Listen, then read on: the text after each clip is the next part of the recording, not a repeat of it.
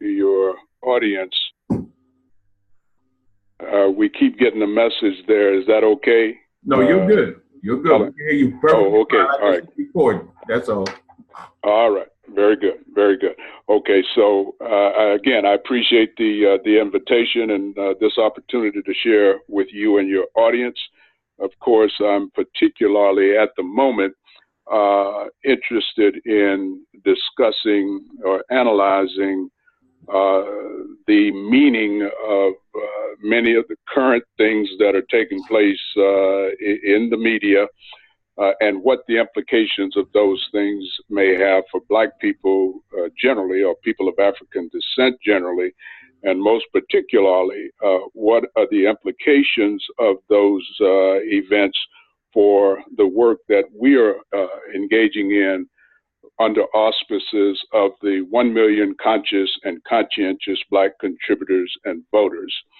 So rather than have me just go on and on and on, which you know I can do, I would prefer to respond preferably to specific inquiries from you and your listeners so I can pinpoint my responses. But in order to give them some entree into what it is that I'm referring to when I mention current events, the most recent and highly publicized thing, of course, are the comments made by your president in which he rather negatively depicted African countries and Haitian people.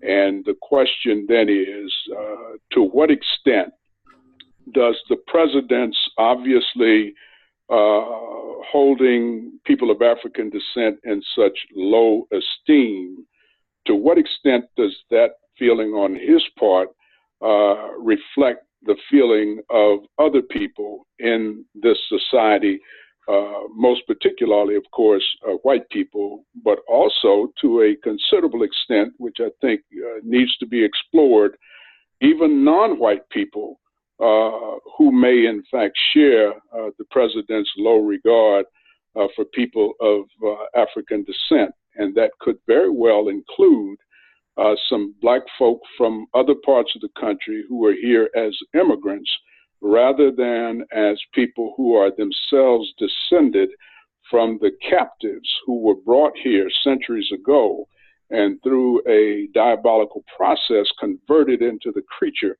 that came to be known as slaves.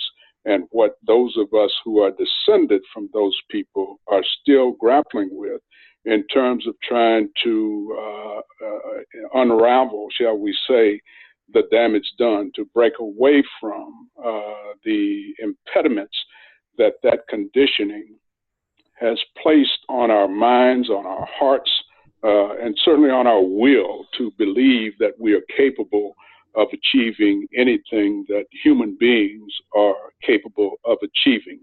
So if that is enough to spur some response or some initiative from you and your audience to explore further, if you want to engage me about any specifics related to that topic, I'd be more than happy to. So my question is, I mean, with Trump saying where do you think all this is coming from? I mean, I'm not shocked that he's saying. I believe most of the viewers aren't shocked. But what is how I want to word this?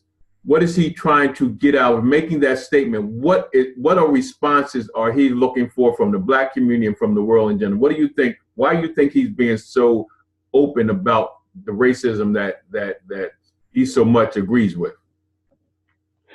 Well, Brother Ray, 3.5 years ago, when Jim Klingman and I initiated this movement, the 1 million movement, I sent out and shared with folk a piece that recounted a statement that the comedian Richard Pryor included in a skit that he did way back in 1974. In which he stated that the white man is getting tired of our asses and he is going to get himself some new niggers. Now, what Richard Pryor was referring to at the time were the Vietnamese, because at that time we had gotten our butts kicked over there messing around with those people in Vietnam, and we had to get out of Dodge, so to speak. And all of the Vietnamese who had, rather in a treasonous fashion, collaborated with the United States and its allies against the leadership and the interests of their own people had to get out of Dodge as well. So this country was obliged to make some room for those Vietnamese who had collaborated with them when they were trying to impose their will on that country. And so Richard rather astutely observed that those folks had to make some room for those folks over here. And in considerable part, not in all part, not exclusively, but to a considerable extent, the process of making room and accommodating those folks in America would have to come at the expense of black folk. Now, the only thing that I would disagree with Richard Pryor on in that regard was that he had presumed that because of what was going on at the moment, the new niggers that he correctly stated that the white man was getting were in fact the Vietnamese. I saw at that time, because of where I was and the things that I was doing, that would more likely than the Vietnamese, the Hispanics from south of the border would probably constitute the vast majority of folks who would be in fact replacing black people in the scheme of things in this country. And I would say that with the benefit of hindsight, my suspicions have proven to be true. So this whole immigration issue that we're facing with now is a coming of age, if you will, of what Richard Pryor had predicted was happening, and what Amefika Geuka suggested or modified Richard's prediction to say that instead of the Vietnamese, however, the new niggers, or the people who would replace black folk in the scheme of things in this country, would in fact be Hispanic or Spanish-speaking people, most of whom would be coming from south of the border. So what we are seeing now is that this particular individual occupying the White House, because he is such a blunt force object or instrument with little or no tact or class, is saying things that felt by large numbers of white folk. We don't know how many. Time will tell, and I think it won't take a lot of time for it to tell, because what we will have to see now, given the audacity of what he has said and the kind of response and reaction that we're now seeing reverberate all around the world, people are going to have to pick their positions on this, whether they agree with this guy or whether they feel that there's any justification or defense of what he's saying and what is behind it, or whether they stand intractably opposed to everything that he is saying and everything that it emanates from that and everything that gives fuel to it. So we're going to see. Now, the question, brother, as you know me, is never what the white folks are doing or what they're going to do, but what are we prepared to do proactively to make sure that we are not simply sitting here like the proverbial deer in the caught in the headlights of an oncoming truck and waiting, to be smashed to smithereens. What are we going to do proactively to not only protect ourselves from the worst of what these people may have in mind for us, but to do those sorts of things, irrespective of what those people's intentions are, that we know from a common sense point of view would serve our own best interests. And actually, that was going to be my next question. So what is our solution? What do we do? As you know, Brother Ray, a key quote from my mentor, my hero. I wouldn't say mentor. I didn't live the same time he did, so I didn't have the chance to deal with him directly, but he certainly is my hero, Marcus Mosiah Garvey. We have a quote of his, as you know, that is a part of our logo, and in which Mr. Garvey stated quite correctly that essentially the most powerful weapon used against Black people is disorganization. In other words, our own lack of effective organization is the most potent weapon that the powers that be have and use against us. Now, that's bad news and it's good news. The bad news is very obvious. We're disorganized. The good news is we can organize.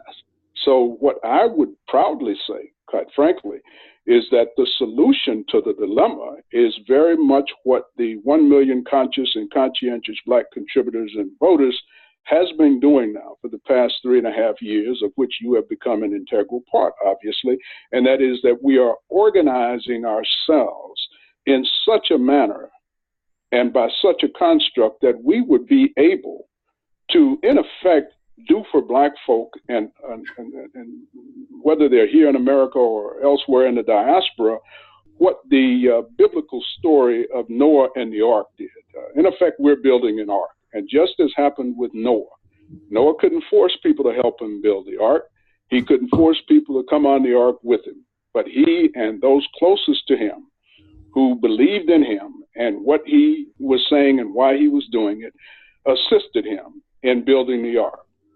For the most part, as you know from the story, those were his family members, primarily his sons. So we are in effect seeking through the vehicle of the 1 million conscious and conscientious Black contributors and voters to create, in effect, and figuratively speaking, an ark, which those Black folk with any kind of sensibility and sense can see as something that they want to help us build so that they will earn for themselves a place on that ark when the deluge comes, so that we don't drown in the deluge, as was the case. So we are working on the solution, my brother, by being proactive and creating a vehicle which will have the capacity to not only protect us from the vagaries and the vicissitudes of our enemies, but will also enable us to proactively, without regard to what other people are doing and not doing, take ourselves to whatever ports out of the storm we determine are in our best interest. So just going back a little bit, because you made mention to our logo, just give a backdrop of a little more about our movement and what we do. What are some of the planks that we might have to offer that are a part of the solution to some of the things that's happening in America, not just America, because we're global, in the world today?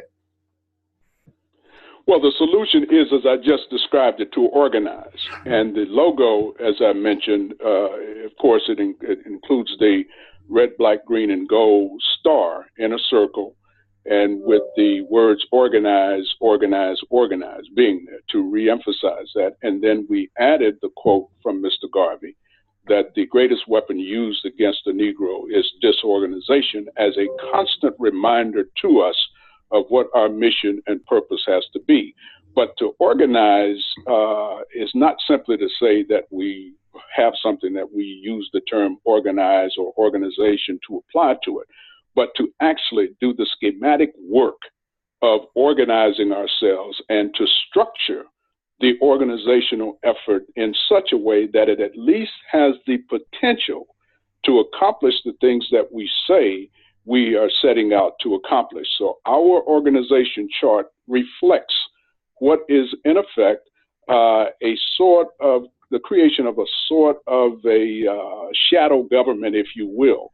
That the design of our movement, in other words, is very similar to the design of any government anywhere around the country that is functional. It is not exactly the same as what you would see with the United States or any other major or minor country for that, but it certainly has the fundamental components that would be necessary if, in fact, we were to take ourselves seriously as a nation within a nation.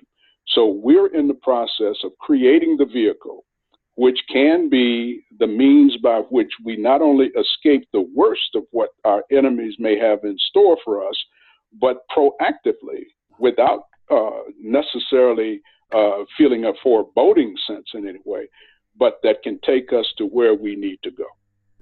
And you say this all the time, this key word, serious.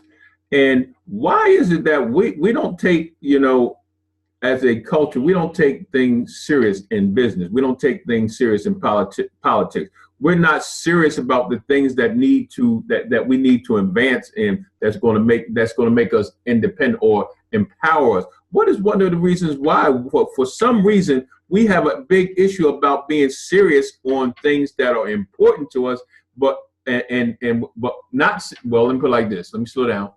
We're not serious on things that's important to us, but we're serious on things that creates wealth for everybody else. What is that? Why is that?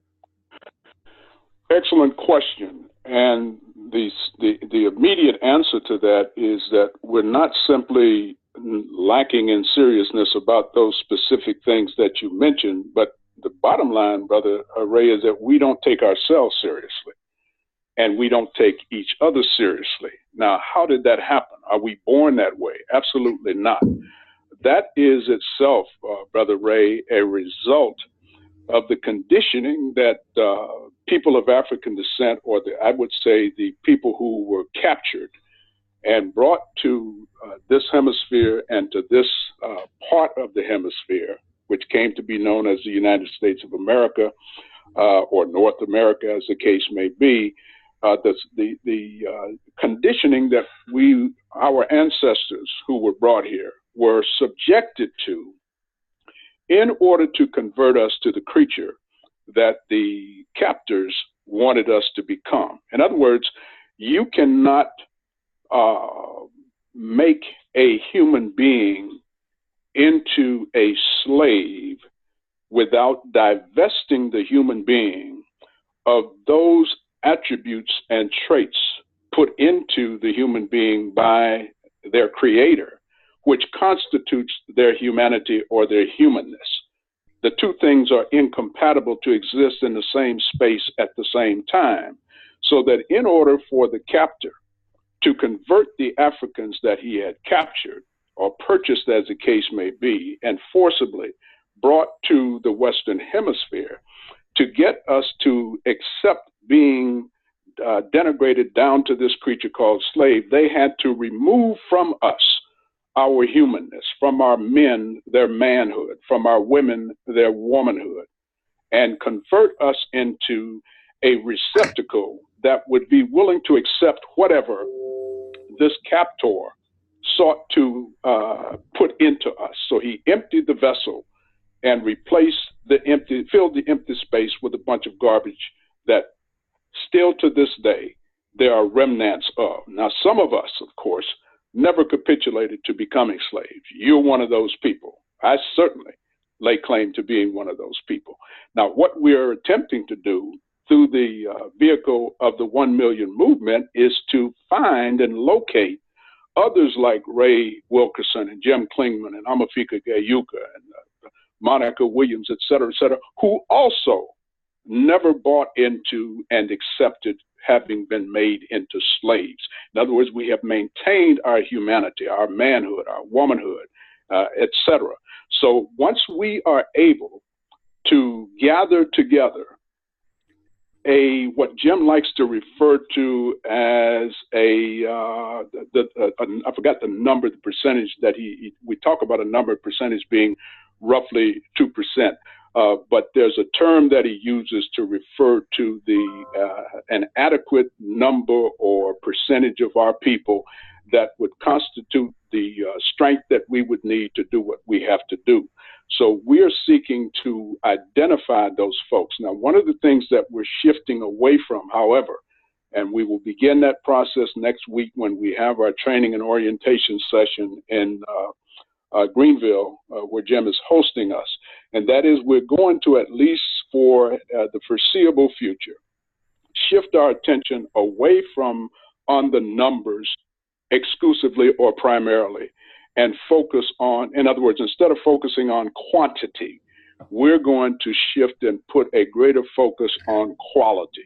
In other words, instead of a shotgun approach where we just hope that by throwing out the net, so to speak, that we'll catch a lot of fish, and among those fish will be some good fish that we want to keep, and those that we don't want to keep, we can throw it out like any fisherman would do with a net. We're going to specifically bullet our approach to find more Ray Wilkersons and more Jim Klingmans, more Monica Williams, more Sam Burnhams, et cetera, so that we can know that the people that we have involved in our movement are those who can actually help us develop and move an agenda to fruition. So just want to let y'all know, if you go to IamOneInAMillion.com, IamOneInAMillion.com, you can look at our planks if you like what we're doing. Hey, and if it's something that you feel you have a passion to do, come on, be a part of it. So let me ask you a question moving forward. So, and I guess this is always the $1 million question. Okay, why you have Trump as president, you have all these politics. Why, as we as Black folks, refuse to understand that the politicians, the system that's set up the politics now, Republicans, Democrats, blah, blah, blah, don't work for us? Why do we keep thinking that system's going to work for us? I'm not convinced that we necessarily think that the system is going to work for us. Again, the answer to the why is what I've already said, and that is we've been conditioned to act out in an abnormal fashion. In other words, when the captor divested us of our humanity, of our manhood, of our womanhood, he emptied us, and then he could replace us with a lot of stuff that is inconsistent with our nature as human beings. We are still suffering the after effects of that process that converted most of our people into this creature called the slave. So that's the answer to the why of anything and everything, the conditioning that we were subjected to. The reason why there's a continuation then of the kinds of things that you just questioned about, why we're still accepting this and still accepting that, still doing things we shouldn't do and failing to do things that we should do, is because of the residual effects of the conditioning that converted us into that abnormal, unnatural creature in the first place. Our solution to it is to find more people, again, as I have said, like the Ray Wilkersons, like the Jim Klingmans, like the Amefika Geukas, like the Monica Williams, like the Sam Burnham, like the Donnie Bradfords, like the Akilah Witherspoons, et cetera, like the Larry Wells, those folk who constitute what I like to refer to as the stalwarts of this movement. We have to identify more such people as that, and those people need to collectivize themselves, organize themselves into a force that is capable of developing tactics, strategies, programs, initiatives, et cetera, that can undo or reverse the effects of what the enemy has imposed upon us. The solution is not really rocket science. It's a matter of undoing the damage that was done to us by our captors that was in their interest to put us in a position that they wanted us to be in order for us to serve their particular purposes. Now that they no longer need us for those particular purposes, they are involved in, just as Richard Pryor said, finding themselves some new niggers. They no longer need people of African descent in this country for the purposes that they brought us here in the first place. So they would rather rid themselves of the baggage of Black people in this country, except those who they can bring here who will accept what position they are willing to tolerate Black folks in right now. And that's not the vast majority of those of us who are descended from the people who had been enslaved. So it's not a mystery, Brother Ray, what we need to do. We need to organize ourselves. And in order to organize ourselves, we have to have Black folks with the right presence of mind who understand contextually where we are and what is needed in order to unravel this mess that we've been put into, and to develop the schemes and the vehicles and the methodologies by which we can reasonably expect that if we follow a plan of action, we can get ourselves out of the mess that someone else has put us into. And wow, I mean, like you said, it don't take a rocket scientist to figure this out. And I promise you, I'll only keep you about a half an hour or so. So it's getting close to that half hour because I mean, I definitely this. I mean, this is what I believe we need to hear: the simplicity of fixing ourselves, focus on ourselves. But before you leave, can you just give us one closing remark? What something that would be so tangible that when I get off this phone, when they get off this Zoom conference, they'll say, "Man, that makes sense." But really, everything you said makes sense. So I don't know what more you can add, but just give us a closing remark that'll leave us with something. And I say this, there's enough information. This is the age of information, but I believe you bring revelation, and the revelation turns into action. Because information without revelation or information without action, you might as well not have the information at all.